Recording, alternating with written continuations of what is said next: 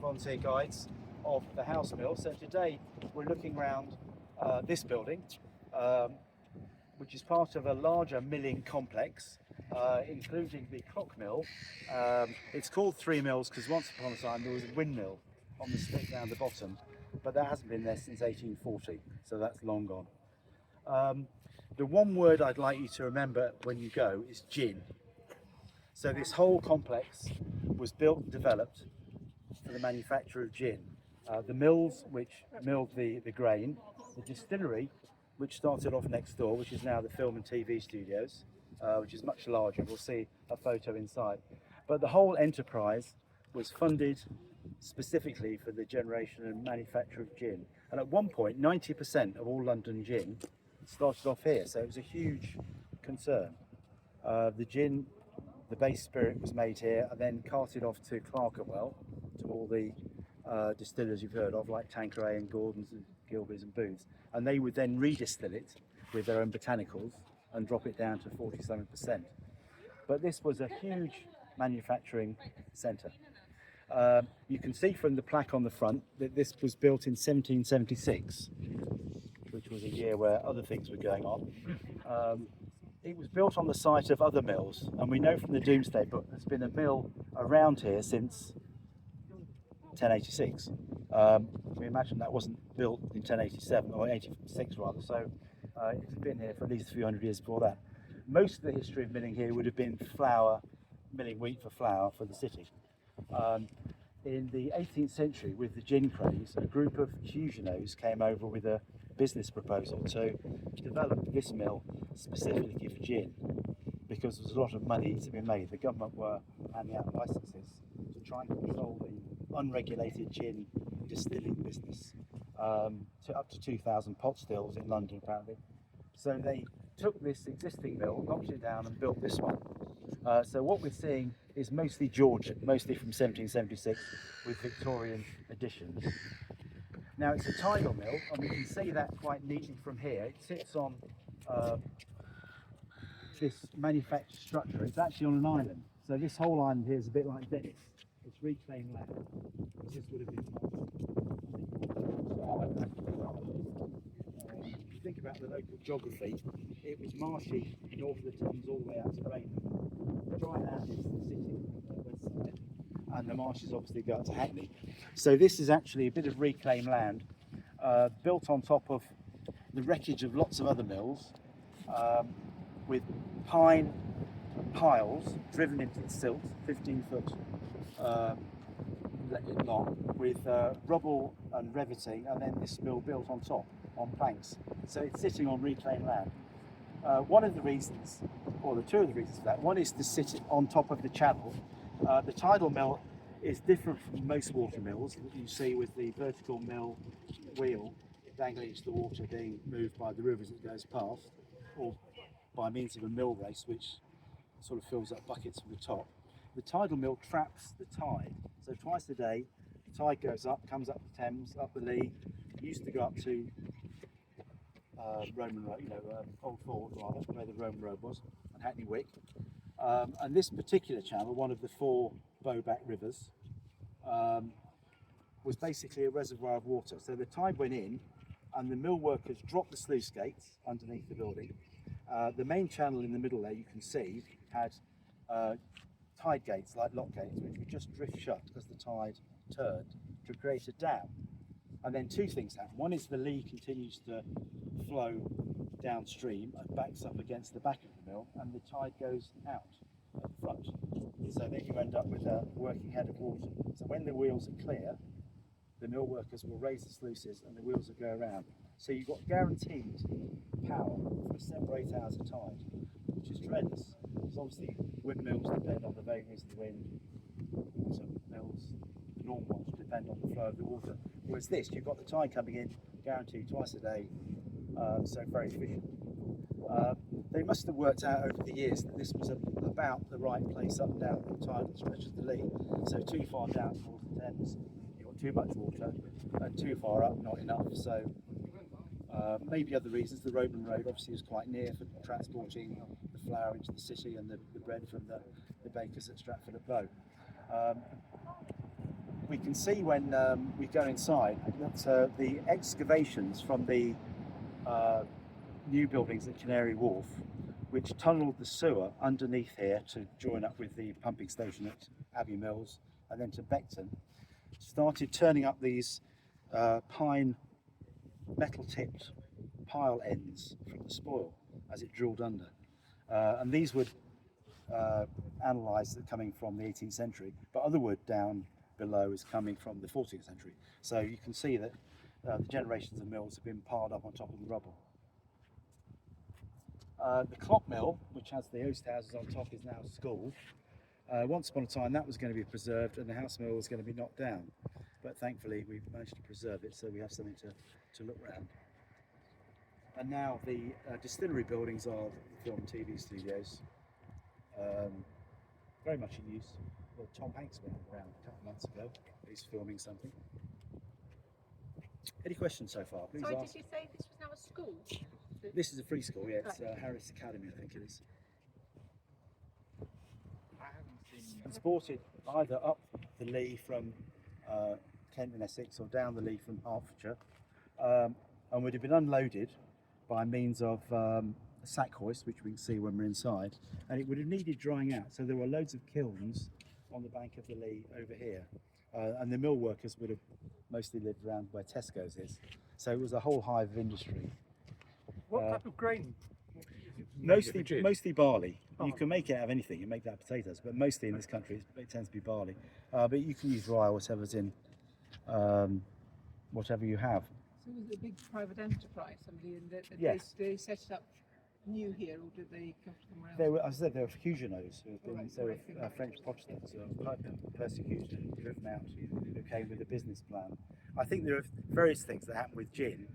If you know your history, William of Orange rather, came over in the 17th century from Holland and introduced gin to the court. I suspect gin had been known because of the seafaring population of London, so it would have travelled across the North Sea. But in the time of constant wars with France, it was very much promoted as the patriotic spirit as opposed to the French brandy. So everyone was trying to persuade people to drink gin. But I suspect that most people who benefited were the pirates along the south coast. So anyway, gin was the patriotic drink, and most of it was was made here. Okay, damage in the war. What I failed to mention is the mill was in operation until 1941 during the Blitz. And we can see inside, there's a big photo, that where we were standing there was a bonded warehouse, 3 stories, full of booze, which took a direct hit, so the whole area was on fire. And the mill manager's house and the owner's house, which was on that end, both got very badly damaged and had to be destroyed. However, the mill, both mills, survived, possibly because they're built on the pitch pine into the silt, so they could handle the damage and vibration. Because one of the reasons they're built like that is to withstand the tremendous vibration when the mill is in operation.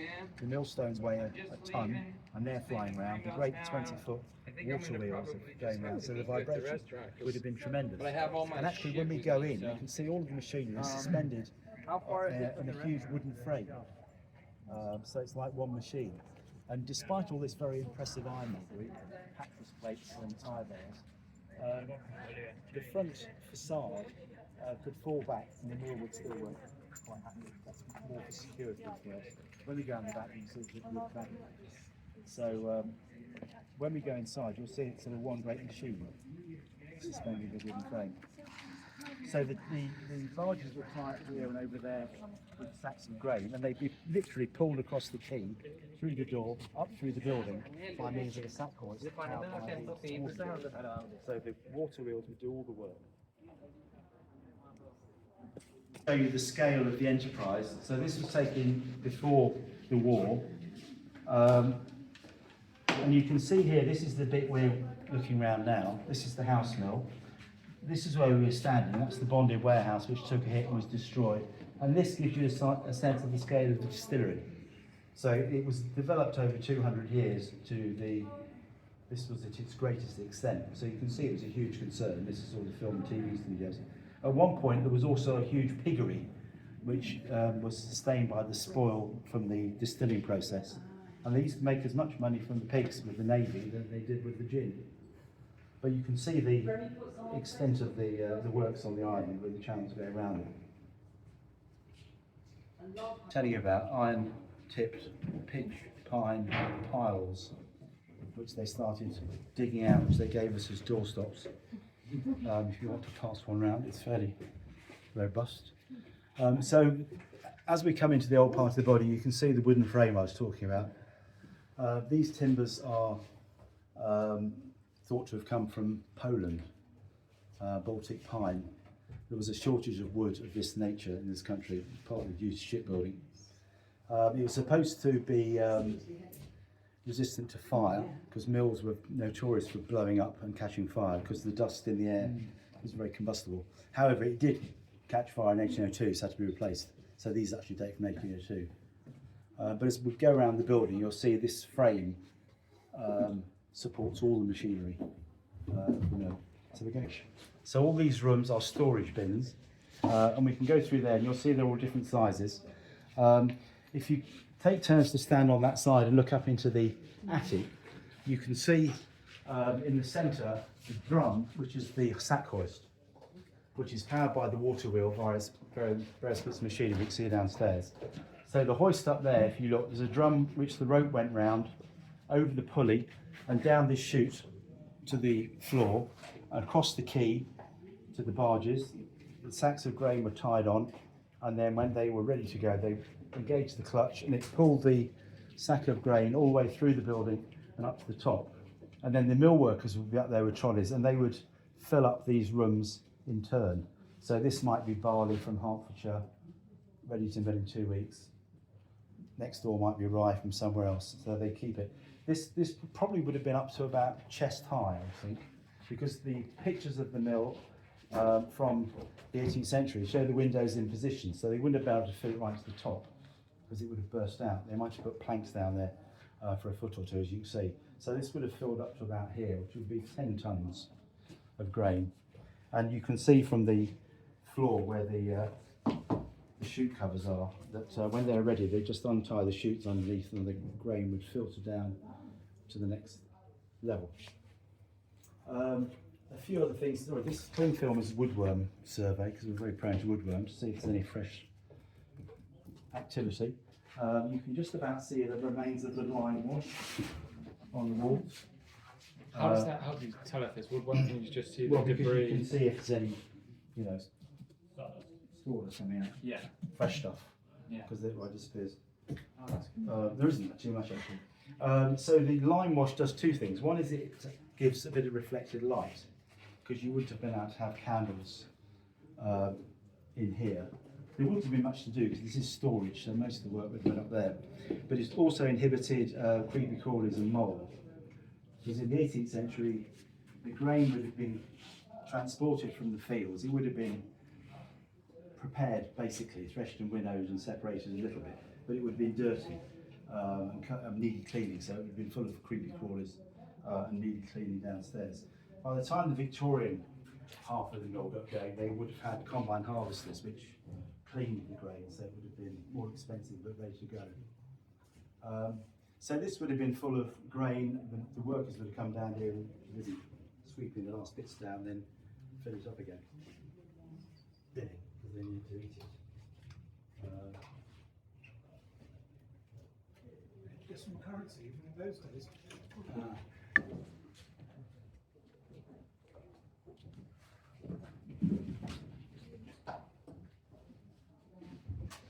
Ladders, which serve two purposes, one to go up and down, but also as a measure. So this would tell you how many tons of grain there are left as it filters through. These stairways are much more recent, because you wouldn't have had these in the storage areas. And they started finding all kinds of bits and pieces. It was never completely left open to the elements and the local Herberts coming in and setting it on fire, however, because the island was supervised by the brewers, Nicholsons, who owned the whole complex. So they had a guard on the gate, and they used it for storage. And they, over time, started digging out all these various bits and pieces. I think some of these are for filtering through the grain and sweeping it down. Downstairs, the most impressive thing they found were the patterns for forging all the metal parts. Because in the 18th century, if you needed a metal part, you couldn't just go to the shop. You had to send it over to the foundry at Bow to be drop forged. So there's a whole room full of metal, of wooden shapes to make the metal parts, which we can go and have a look at.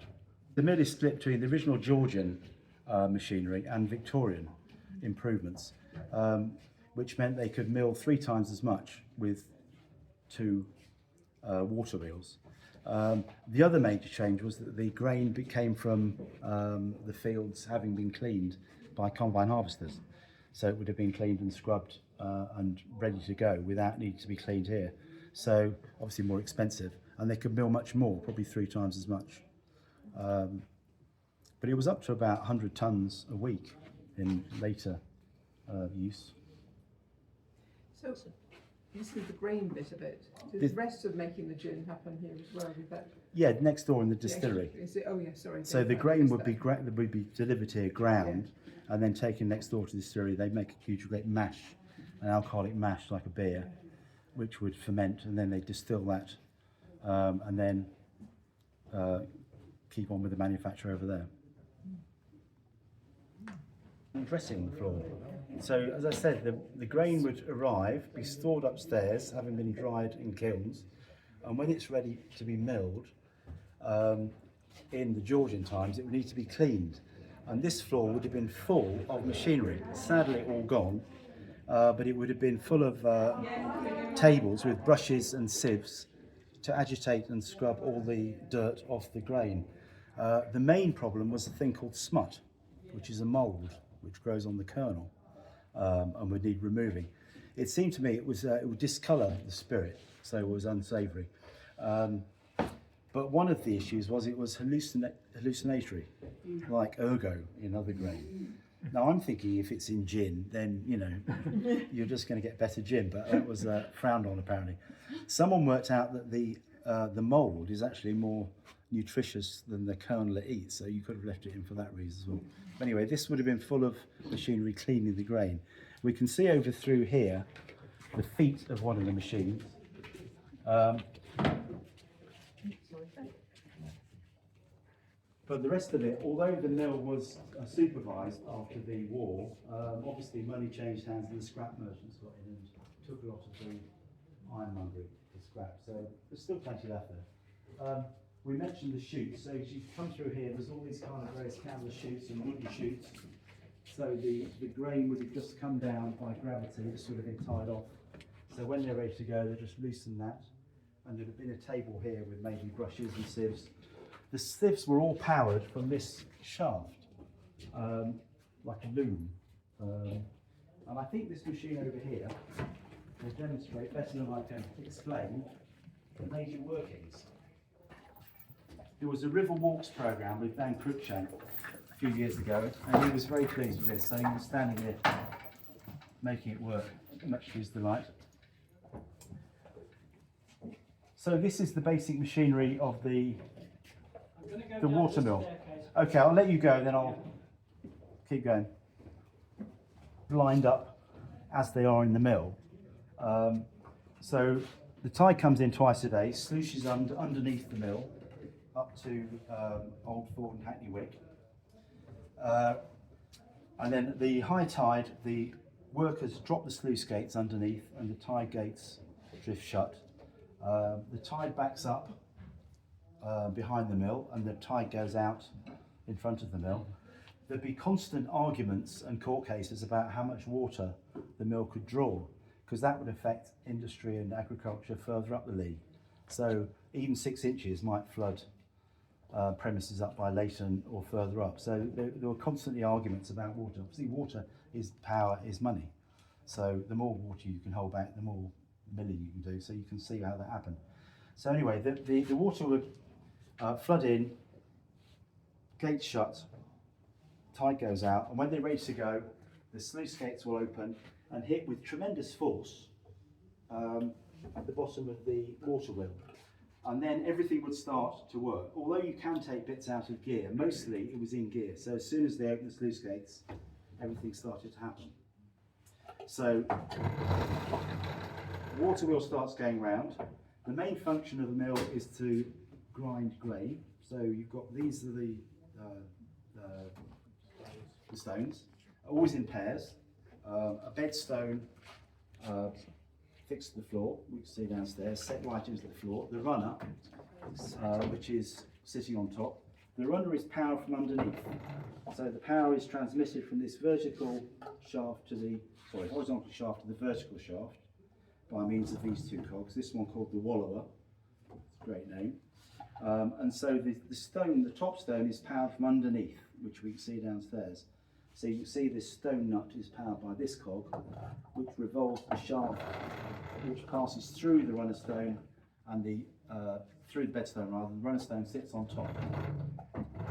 It's powered in that way. We can see downstairs how that works. So that's the main function, is to make the stones go around and to grind the grain. The second function is to operate the hoist, the sack hoist, which is the one you saw up in the roof. So when this is buzzing around and they're ready to go, they just pull on the friction clutch and the sack will go up through the building. Behind you, you see the rope through the two trapdoors, and then when it's got to the top trapdoor, they'd hear that and stop, and then drop the rope and start again, and do that all day while the mill is in operation. So the water wheel is doing all the work, lifting the grain up there, and it filters down. The third function of the machinery is, as I said, to run all the machinery in this floor. So this shaft, which is the one behind you, would have powered all of the sieves and brushes on the tables in this room by means of straps and pulleys and belts. So it would have been full of activity, powered by this. So you get an idea of the overall machinery. As I said, these wheels are 20 foot. These millstones weigh about a ton, so huge vibration when it's in operation. 4 water wheels. In the Georgian times, 8 pairs of stones, and in the Victorian times, there were 12 pairs of stones. So a lot of heavy stuff going on. This is the crown wheel, it's called. So this drives that horizontal shaft which runs the machinery and the second one. If you look closely, these are wooden teeth, because you couldn't have had metal on metal cogs in the mill because you've had sparks. That's one reason. And then explosions. But the other is as a fail-safe. So if, say, something floated down and avoided the defences and got into the water wheels and the machinery, then everything would have got very hairy. The millstones, I said, weigh a ton, and they're going around quickly, 120 RPM, twice a second. So if that jams, the millstones will be off through the walls, taking the workers with them. So to prevent that, if something jammed down here, these teeth would shear off and everything would stop. And then the workers could get in, fix whatever it was, and then the carpenter would come in and knock some teeth in, and then get it all going again. This is most.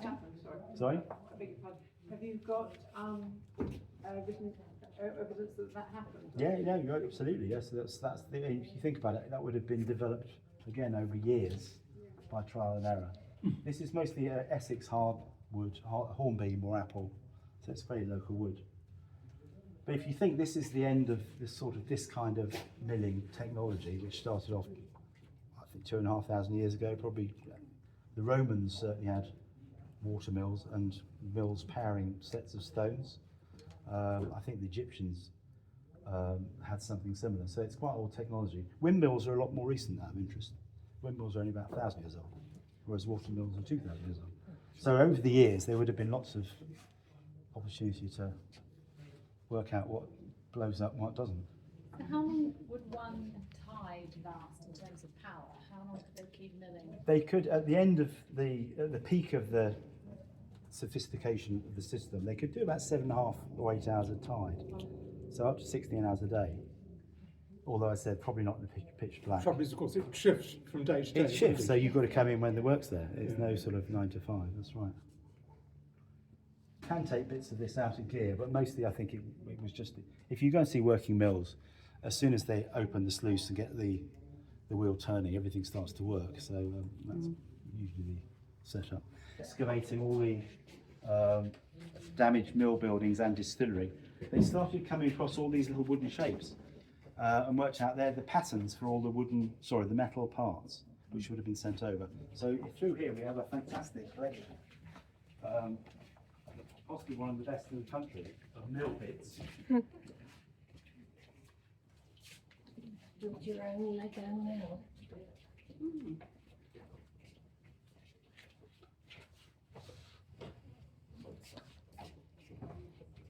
So the carpenters had made these as and when, all slightly bigger than the part, because you'd drop it in the wet sand, then pour iron in, molten iron, and then drop forged the part, which then would have shrunk slightly, so you have to make that slightly bigger. So all these little bits and pieces. Now walking through the mill, there are far more bits and shapes than what you're seeing here, so a lot of this is for the distillery. So there's these great sort of things over here. You've had thousands of gallons of hooch slooshing about. It deserves a museum on its own, really. It's also a storage bin, but this, as you can work out, is the floor below the Georgian storage bins, and this was a Victorian half development. The grain would have been delivered in the same way, but as I said, clean from the fields, so it wouldn't have needed to be smutting and dressed. It would have gone straight into there, then dropped straight through to the milling floor, so it wouldn't have needed cleaning. With the other side of the Lea. Yeah, but they had their own houses. Yeah, didn't they? about 60, but they're mostly employed here, so Yes, yeah. yeah. But I mean, you know, the whole of the Lea was a complete centre of industry, Yeah. and commerce, and agriculture, of which there isn't a lot left, but certainly a few lumps as you go up and down. Yeah. And I just wondered if there was actually part of the mill owners, things that they had mill owners, I mean, how much was they just itinerant workers and how much were they actually part of the whole setup? And Well, they house would and have all had the rest their of it? modest dwellings over there, and, Yeah. the mill owner's house Yes. would have been quite palatial. Actually, as you came in through the Yeah. mill manager's house, and we'll see when you go down, the floor is Italian marble, Yeah. which has been very fancy. It's sort of that checker black and white marble. I'm sure that the mill workers didn't have anything quite so I was fancy. only meaning if they actually noticed that. provided housing as part of what they did in the kind I of paternalistic bet way. they got charged rent, Yeah. knowing okay, yes, the way but things they do were. so, yeah, I don't yeah. suppose there were many perks. Yes. Okay. Yes. Okay. Yeah. Floor, as I kept mentioning, the Georgian side and the Victorian side slightly different. This is the original 1776 arrangement. 4 pairs of stones. Each pair of stones was powered by one wheel, or rather, each water wheel powered 2 pairs of stones. So there were 2 wheels powering this 4 and another 2 wheels powering this original 4. In order to, if you can count them, there's 8 wheels now. It's 8 sets of stones. So how they managed that was making the the water wheels much bigger and wider, which we'll see downstairs. So the grain was stored upstairs, cleaned. When they're ready to go, they whistle and lift this up, and the grain trickled down to the millstone to be ground. It's a fairly typical arrangement you get in windmills and most water mills. If you haven't seen it before, it's fairly simple. The grain is collected in this hopper and trickles down via this wooden shoe. Now, if you think about distributing the grain into this eye as it's going round, if you had a handful of grain, you sort of do that, to shake it from side to side. So that is affected by this being kept under pressure by this string and spring, and is agitated by this metal device which sits on top of the shaft coming from underneath, which is turning around at the same speed as the runner stone and the shaft. So it would sound like an old football racket. Very noisy. This is called a damsel, apparently because it never shut up, don't blame me. So that would have been agitating the grain. It falls down just through gravity through the hole in the runner stone, would meet the top of the shaft and collect, and then slowly be agitated through the little gap of the 2 stones and be ground finer and finer as it goes to the sides, and then would eventually come out the side and just fall down the holes which we'll see over there to the floor below. Why the bell? Well, there are various controls that the mill workers could use. One was, as the grain here in the hopper ran out, this was held upright by a leather strap. So as the weight of the grain slowly released the strap, this piece of wood here would eventually hit the damsel and ring the bell. So the mill manager sitting over there in his office could whistle upstairs and say, "Oi, number one, if you give that bell over there a tickle."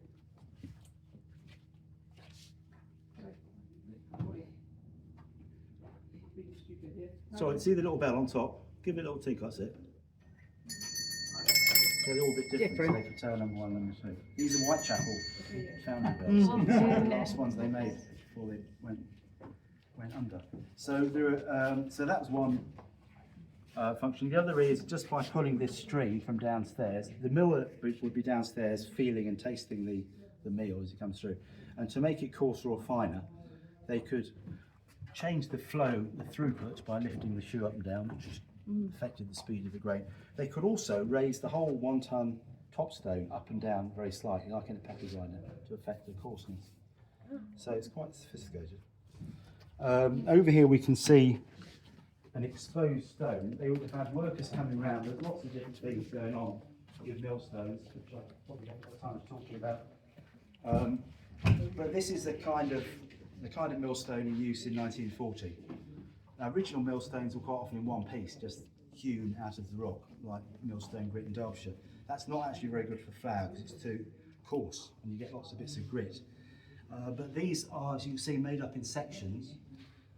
The actual stone is only about 1 inch thick, set in concrete and then bound to make a 1 ton stone. It's a French burr stone from the Marne Valley, which is used in almost all mills in Europe, and it's over hundreds of years trial and error. They must have worked out this is the best stone for milling after trying lots of them. It has various qualities. One is it's very hard and doesn't lead to lots of chips in the mill. The other is it remains coarse, so the two grinding surfaces are good for grinding, because some limestone wears smooth very quickly, so that's no good. Another factor is it mills very cool, so it doesn't burn the grain. Because as I said, this is flying around twice a second, and if you use the wrong stone, it will set the grain on fire, basically, it will char it, which is no good. So this will be is a very cool stone to mill with. And this has been flipped up by means of this Victorian replica hoist to have the grooves sharpened. So there would have been itinerant workers going around with chisels and bills, sharpening all the grooves. And if you look very closely, it's like a tick. There's a shallow side and then a sharp side, which is the grinding side. And the bottom stone, which is the bedstone, set in the ground, has a mirror image of this. So when in operation, it's like a scissoring. All these grooves and cuts. They cut the grain initially, and then the roughness here grinds it.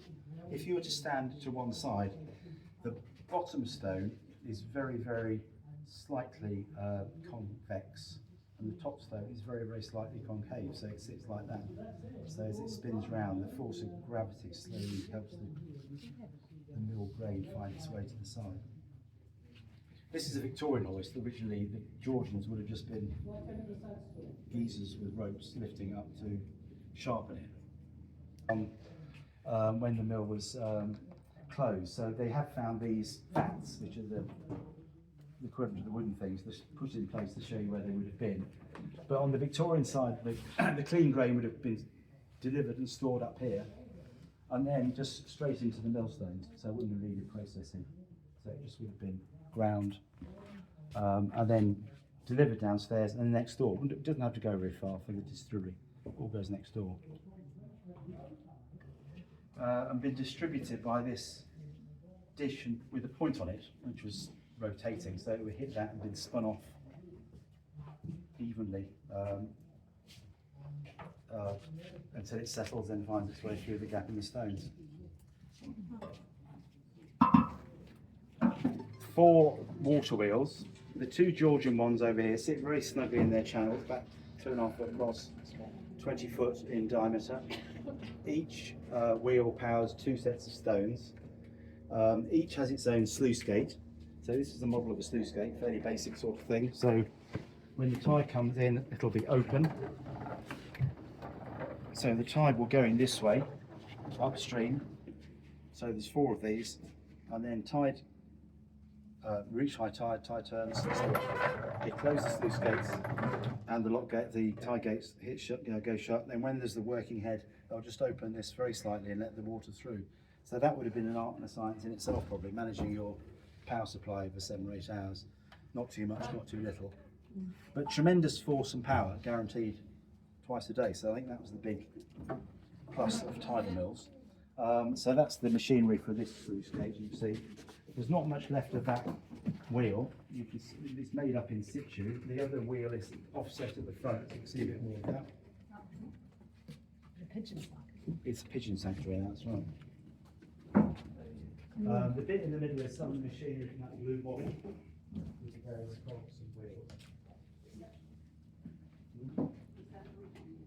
Bigger, 8 foot across, metal paddles, rather than wood. Up to Old Ford, which is about a mile, it just floods up 100 yards. So consequently, the water level rises and we get flooded.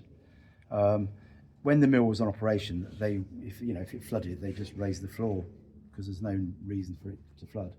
Whereas now we suffer. So we have some very good carpenters who have got wood from Tilbury Docks that's also 200 years old, which they've been machining to replace it as far as they can, like with 200-year-old wood. The dam was put in to keep the water level in Olympic Park from being tidal, so to keep it even, so it looks cosmetically much nicer.